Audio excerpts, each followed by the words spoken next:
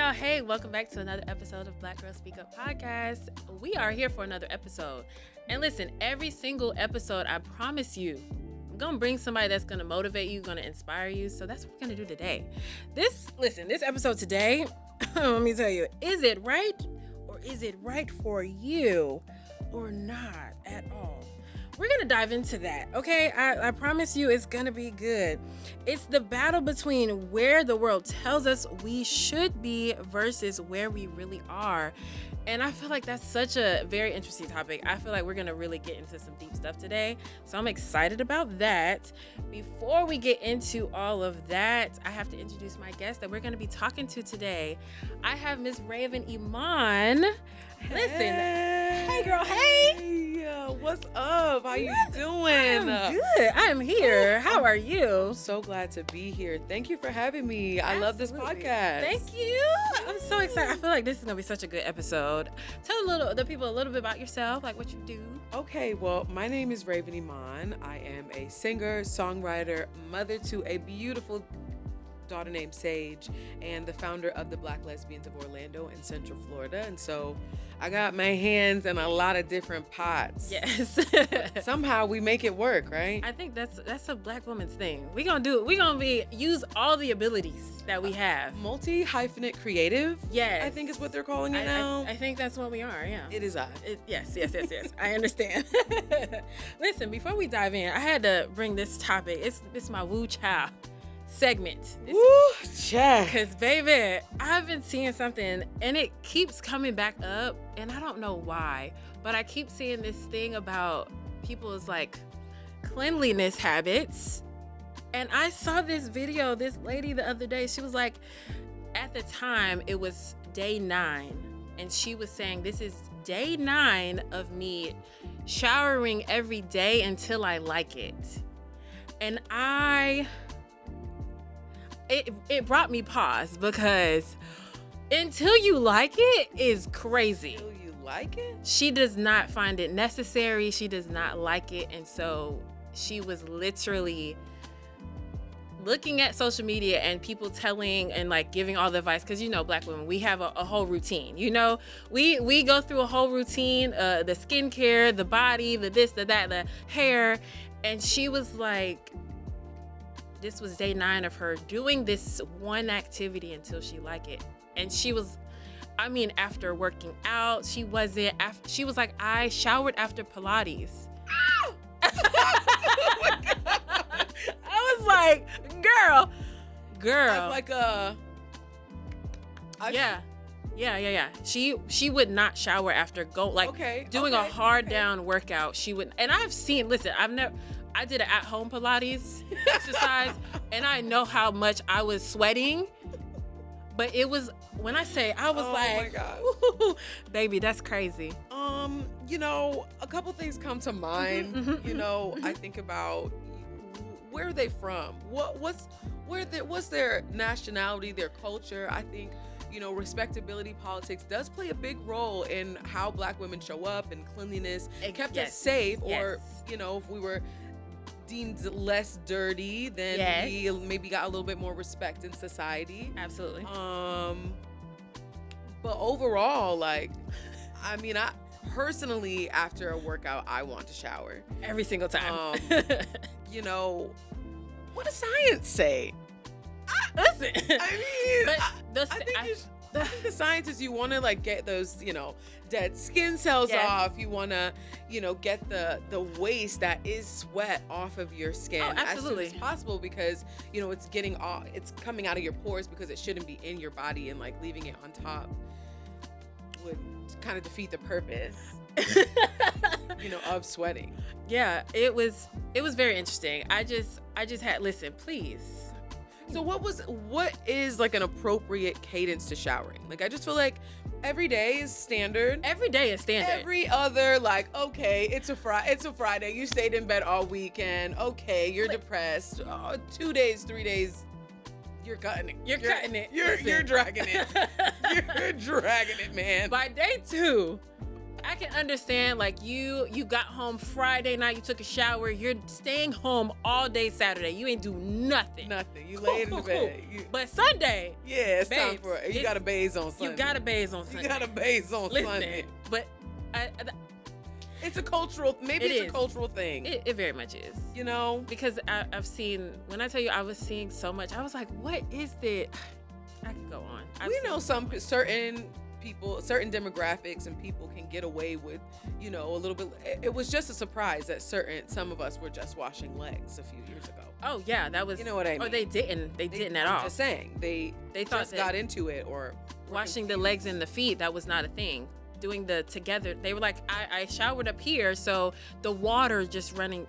Anyways, listen, I could go on. Okay, but I think in certain, I think that's too much. But in certain situations, like you've never dealt with a person who was like, oh no, I want you after the gym. Come to me after the gym. Yes. Okay. However, that can't be your regular. That can't be your regular, okay? I'm just saying, it can't be your regular occurrence. Not the twang on a regular. On a regular, no. No. Okay, I get that. Okay, let's dive into the main topic for today. It's right, but is it right for me? When I was thinking about this topic, I was just like, I've had several versions of myself. Mm-hmm. I am now 36, and I have lived so many lives, and I can't picture or say one was better or one was like this way, or I should have done that. We can look at the shoulda, coulda, wouldas of life. If I would have stayed in that path a little bit longer, would I have had a different outcome? Like, I can picture so many things. So many things. Right. But have you ever looked at a part of your path or the version of yourself and looked back on it and said, what was I thinking? Like, why did I stay in that path? Why did I even go down that path? I feel like we all do. For me specifically, you know, I founded the Black Lesbians of Orlando in Central Florida, but when I first came to Florida, you know, I was a kid. When I first came to Orlando, I came up to UCF, and I ended up getting married to a man. And I was married to this man for 6 years. He was my high school sweetheart. Oh, wow. And so, you know, I've lived, as you were saying, you hit the nail on the head. I've lived a few different lives. And so there were times when I'm looking back and I'm like, whoa, these decisions that I've made. Yeah. And hindsight's definitely 2020, right? Like absolutely. I look back and I'm like, well, if I'd done this, maybe I would have ended up here or there. I would have, I don't know, traveled overseas and done music, or been other places and had more time. And, you know, looking back on all of it now, I'm exactly where I need to be. I had to really sit with myself and make peace with my decisions, because they have allowed me to see a lot of the world and have a beautiful daughter and a wonderful support system. And, you know, my music, it has a grit and a feeling that I think the life experience that I've allowed myself, the trial and error, which is a part of my human design, like it rings true. And I've been able to kind of transmute those moments of like shoulda, coulda. My life coach Rita was just like, what should happen does happen. Even if it's the worst thing ever. Like, I've had some really, really traumatic childhood experiences, and, you know, you look back and like, well, they should have, and I should have spoke up sooner. None of that. What should have happened did, so that I can reflect on what did happen and use that towards my future. So yeah, it's easy to look back and be like, man, you know, I should have, but nah, you did exactly what you were supposed to be doing at that time. That's so good. The idea of even the trauma of your life being what it should have been. There are times when I literally on my last episode, I was talking to somebody, and I was just saying, like, it was for somebody. I question the why of it all sometimes, but it's like it was for somebody. And now I'm having and being able to tell the story of like the different instances and different situations I've gone through, but it's helping somebody. So yeah. You be overcome by the blood of the Lamb, if you're into that, you know, and the word of our testimony. It really is the things that we're able to share with people that I feel unlock something in them, you know, and in ourselves too, in the retelling of it. Like, you know what? It is really hard right now, but I remember when I only had $3. Listen. And I made it through somehow. I was supplied. Every single time, every time you think that you aren't going to make it through that, it's like, oh, when you look after you get through the season, you be like, I made it up out of there. Girl. I really did. Girl, in the last 2 weeks, the amount of times I put on some pants, like, man, I don't know what's going on, and find a $20 bill in there. Ooh. Like, how? I needed gas today. You knew I needed to go get some groceries today. You've been looking out for me. Every time. And it'd be like, man, I shouldn't have bought this, or I had too much fun. I overspent. Right. It always comes back. We really don't have to worry about anything. You don't. We really don't. You really don't. For what? Why? As much as our human mind can only understand a certain degree of it, and we're just like, well, what I can see is this. So what does that mean in reality? And it's like there's so much more going on around us that we be forgetting. We're only built to receive certain things. So if you're receiving an attitude, if you're perceiving an attitude, it's in you. Because literally, if you were not wired to receive that already, if you were not at a vibrational match for that energy, you literally couldn't receive it. So all the things that you're seeing in other people, it's really you. It's really you. Girl, listen. That's good. Okay. On season 1, I did an episode with my best friend. It was called Girl Interrupted. And it was basically, we discussed, who are you when you're uninterrupted? When you have all these titles, right? We just said we're multifaceted. We got all these things. Yeah. And listen, y'all, go back and watch that. It's with Tatiana. It's so good. But looking back on the things that we perceived as setbacks, I'm going to say we perceived. Because like we just said, stuff is happening all around us that's out of our control. So looking back at the things that we perceived as setbacks that kept you from a path that was not for you. What are some things that happened that changed your path for the better? I say this because also was married, divorced, all of the things. I have a daughter now, and I know that there were times where I probably should have left a little sooner. I probably should have I can say all the things. Shoulda, coulda, woulda, right? But now I have my daughter, and that having her in itself, it makes me do all these other things. This has propelled me to have conversations like this. It's propelled me to shift my life in a different direction that if I had never been in a relationship, I never had her, I probably would have been on a completely different path. Do I know for sure? No, but I can say that I probably would have been on a completely different path. So was that a setback? Now being a single mom, is that a setback, or is that like a setup for something else? I feel like it's all in perspective.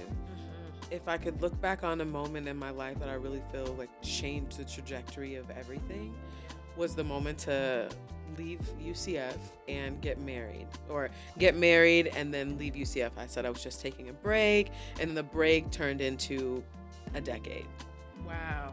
And so I started my, college journey at UCF in 2011, and I graduated in 2021. So it literally took 10 years for me to get back on a track that was important to me.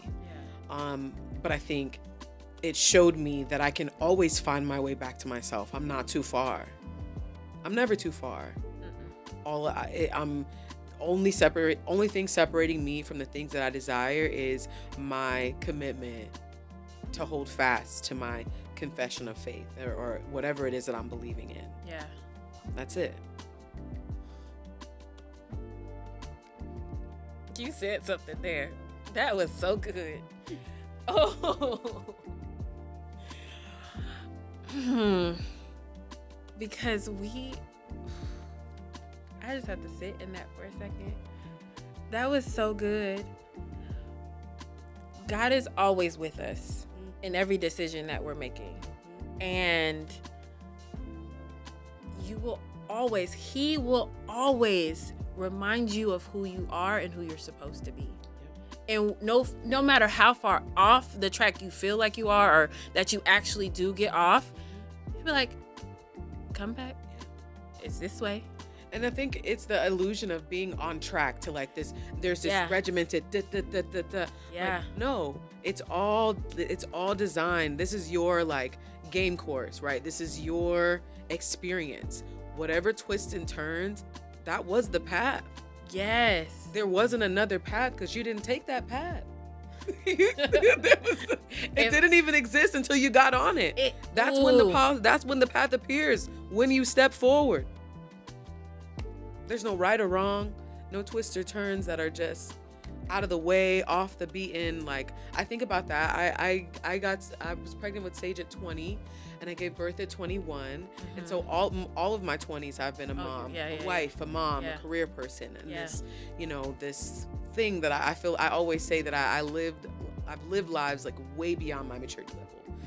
Which is, I feel, why I'm in this place that I'm in now. I feel like I'm my theorized like self is like colliding with the self I am in action. Yes.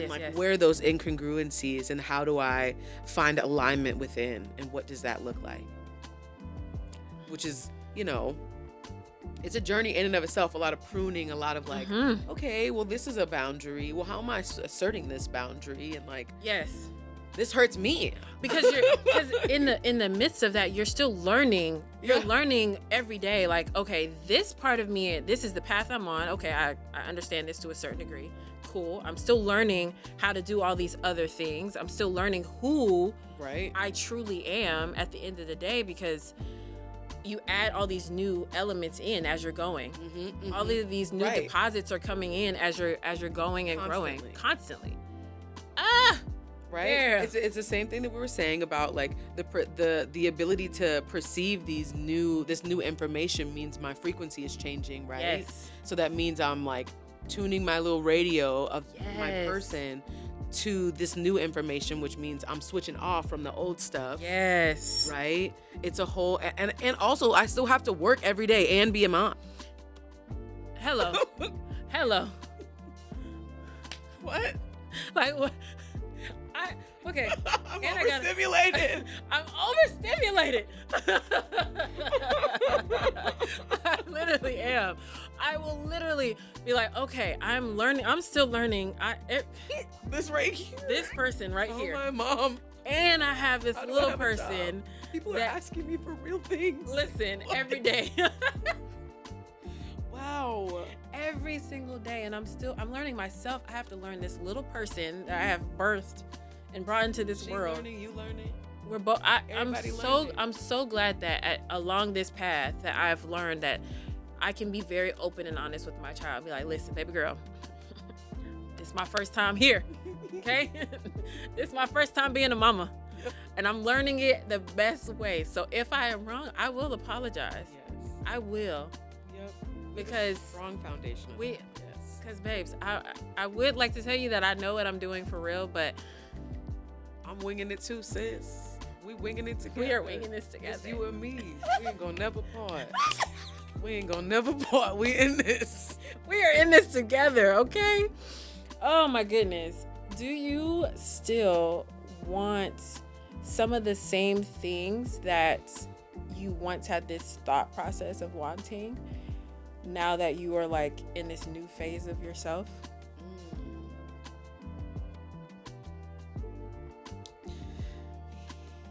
I think the fire of life has refined my wants. Okay.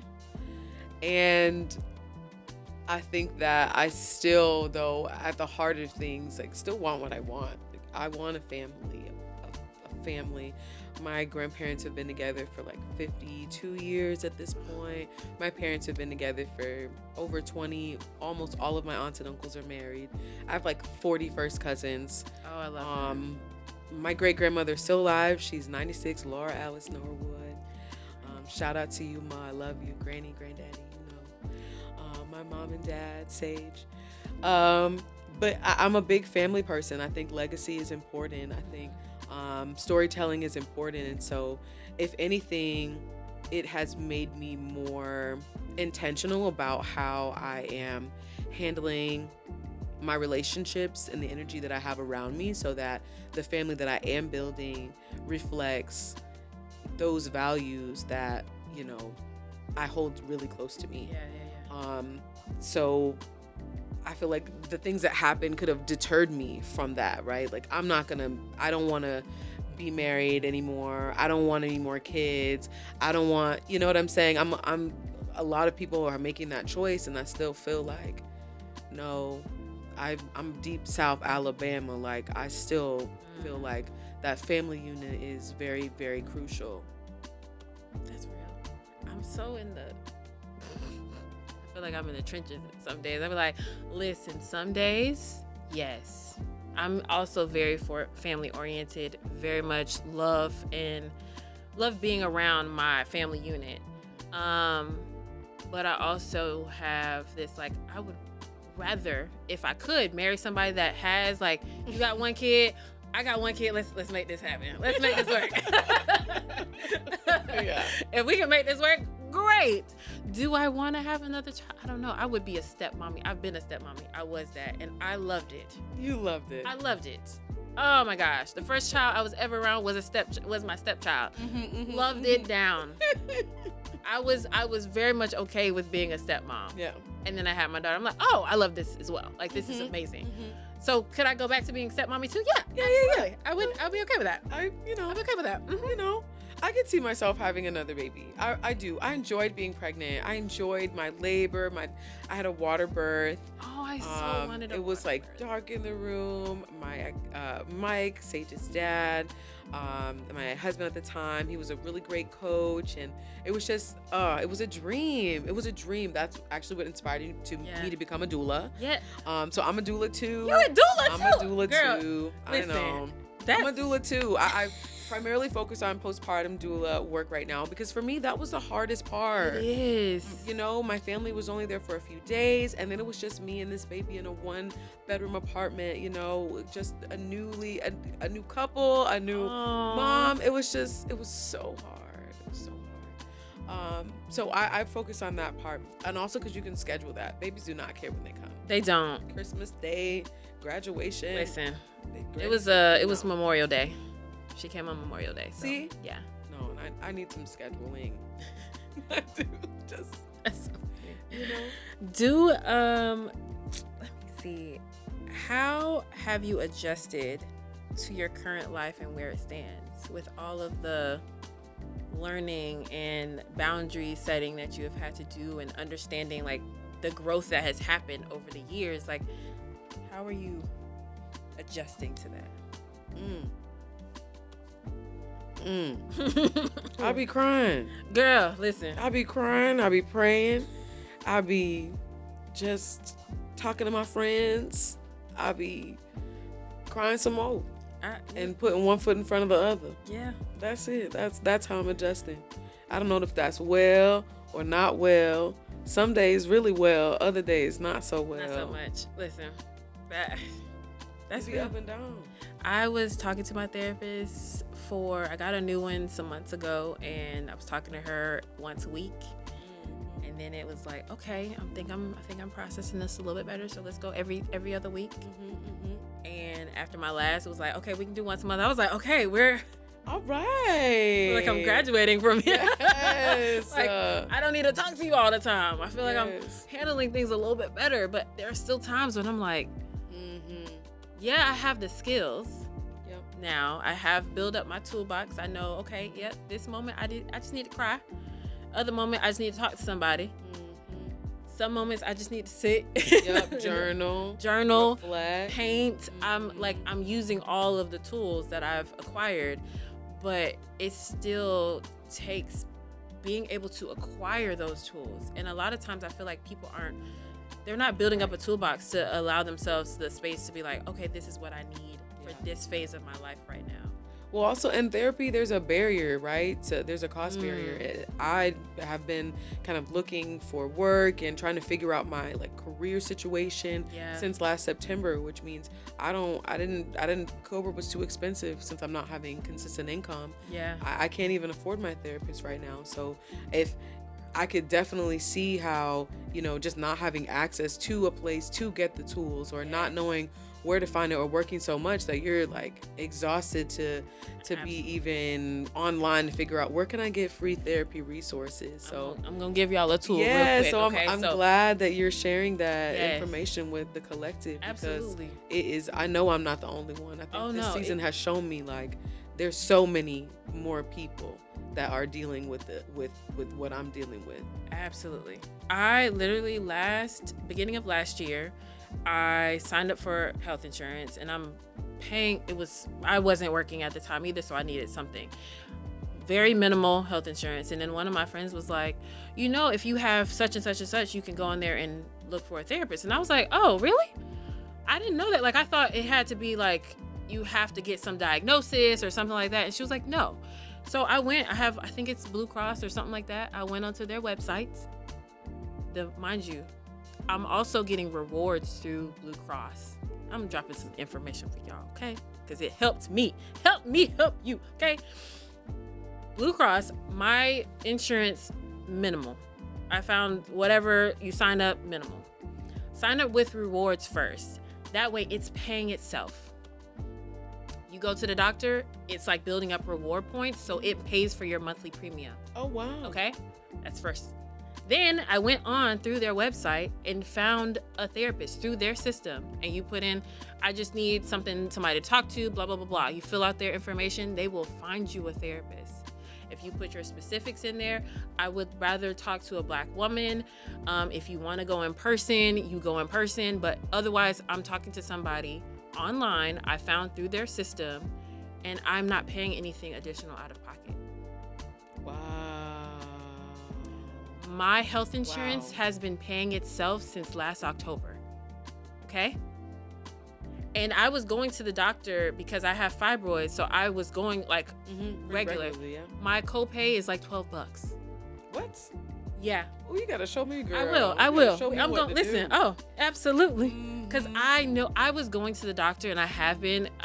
Past like 2 months, I haven't had to go, but I was going on a regular basis, trying to figure out what y'all about to do about these fibroids, because that's a whole nother thing. Yes, we have to discuss it. Almost all the women I know. And this is an aside. I'm sorry, I'm going off a little bit. The fact that as a woman, you have to have a man's like consent to, if I wanted to tie my tubes right now, my doctor was like, well, you're not married and you've only had one child, so you might in the future change your mind. And I was like, but right now I'm in pain.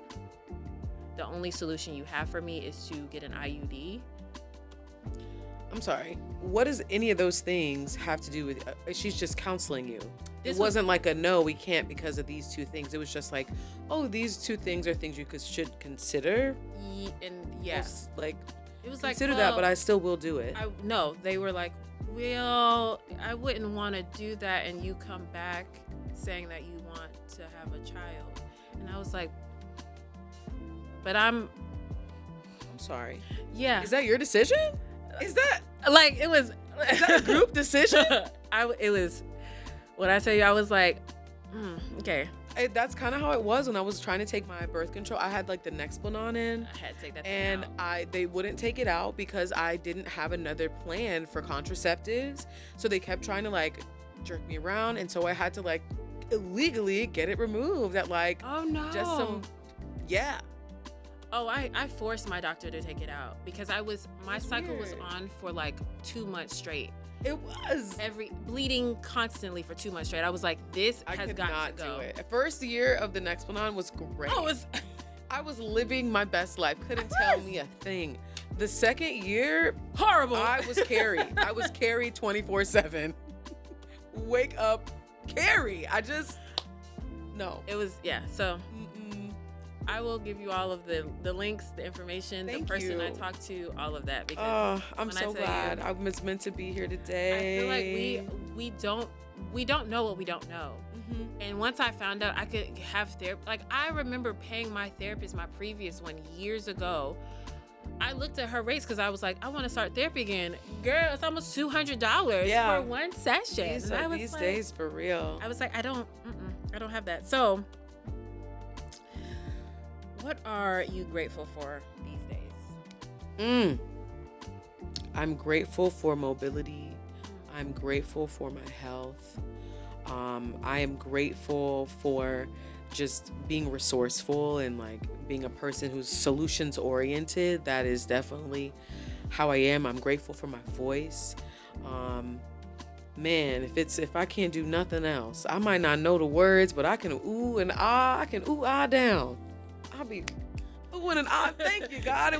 It's meant to be in my bag of tricks, and I couldn't give myself that voice. So I am so grateful for my gifts, for my family, for my daughter, for the love of my life. I really am. I love that. That's so good. I'm just grateful to be here, to be able to be present, like present in my mind. Because I've really come to understand how when you go through like several like traumatic or just several things back to back, how people in the general population without the tools that I've acquired, they would not be sitting here in their right mind. They would not be sitting here just being able to have conversations on a regular basis. Like I get up, I take my daughter to school, I go to work. Like being able to be present in my mind is like top things that I'm grateful for, because that allows me to be there for my friends, there for my daughter, and there for people around me. Like my village, I can be like, hey girl, I'm thinking about you because it was placed on my heart because I'm in my right mind. Otherwise, I would not be able to do that. When I know there are times when I get that intuition you feel and you're like, I need to reach out to this person. And if I wasn't in my present mind, they wouldn't get the word that they needed to hear from me specifically. So being here. Yeah. I have a question. Yes. How do you make more room inside? Like, I feel like what is your process for like just making more room and giving yourself the capacity to be as present as you are, and with your daughter, with your friends, being able to have that internal space? I would say for a big thing is like creating those boundaries. So when and I've had to understand for myself, when it's not my stuff, I have to release it, because I had a very big habit. I'm gonna hold your stuff. I'm carrying your stuff. I was so guilty of that I did it for years, because it's so easy for me to, I care. The empathy is deep. The caring for other people is deep. It's so, so, so deep. Over my own stuff, I will care. I'm like, this is our thing. It's yours, but it's ours. And I'm like, once you give it to me, you don't have to worry about it. You don't got to worry about it. I got this. I got this. I'm here for you. Whatever you need. I was suffering. Bro. I was suffering. I did not realize how much I was holding on to other people's stuff. It wasn't until, and I don't know how much, I don't remember if we've ever had that deep of a conversation, but I have lost, it was back to back, 2016, 2017, 2023, 2023, got divorced in the middle of all of that, loss after loss. I was realizing that in the middle of some of those losses, and I was going through certain things, I was still showing up for other people. And other people did not know or have the capacity to show up for me. But I was still holding their stuff with my stuff. I'm grieving and I'm holding other people's stuff. I learned in that process, I had to let their stuff go. And if they ever needed me to pick it back up, sure. I'll pick it back up for a time period. I'm going to limit how much access I give you to me for this situation, especially if it's like some like relationship stuff, like certain stuff. I'm like, listen, if it was me, if you want my advice, I'll give it to you. But if you don't, I'm not going to put myself in that situation to pour out to you. And it's not going to be reciprocated. Mm-hmm. There are some friends that if I'm thinking of them, I can send them a message and they're like, girl, how did you know? And then they will do the same. It's reciprocated. Yep. The people that it's not reciprocated, I let their stuff go. And I just be like, it's time to release it. And when I tell you I release it, I don't know if it's like my memory just be like, oh, I don't remember that. No way. No. It's like I remember their stuff, but I had to like, it's not mine to carry. I feel the weight of it. When like you thinking about how they're gonna get out of it, thinking about like all the who's scenarios, upset, what they're going through, like just the like emotional involvement in that. Yes, I was carrying it. I'm like, I could feel, okay, this is your scenario. Okay, you told me everything. Okay, got it. So what's the plan? Because I'm a heavy overthinker. So I'm like, we gotta like let's process this. Oh God, a solutions oriented overthinker is girl. Problem. Heavy problem. Hey girl. Listen. So I'm like, I gotta figure this, like, let's figure this out. But if I'm trying to figure out your situation more than you are actually doing something about it, that's a problem. So I learned how to like Jasmine. Disengage. Let it go. Let it go. Mm-hmm. That's a lesson. Yeah. I'm gonna try to take that one. put in the pocket. Really try to implement that. Doing a good job. Yeah, listen, it took some time. It took some time, but once I got it, I was like, my last conversation with my therapist, I was like, I really trying to practice this more on a regular basis, but I'm really honing in on letting other people's stuff go. And she was like, that's good. You should. I was like, okay. Are you one of those people who's like, did you start by saying like, I'm saying no to one thing today, you know? I don't feel like there's one thing to always say no to every single day. No, I don't feel like there is either. I feel like there's several things I could say no to, like in a daily basis, but I did not start by saying I'm just gonna start checking things off the list and like I'm letting go of this. No, the weight was too much. The weight was too much. And I'm like, and then you start feeling it in other parts of your body. Like you start, because you're carrying somebody else's weight.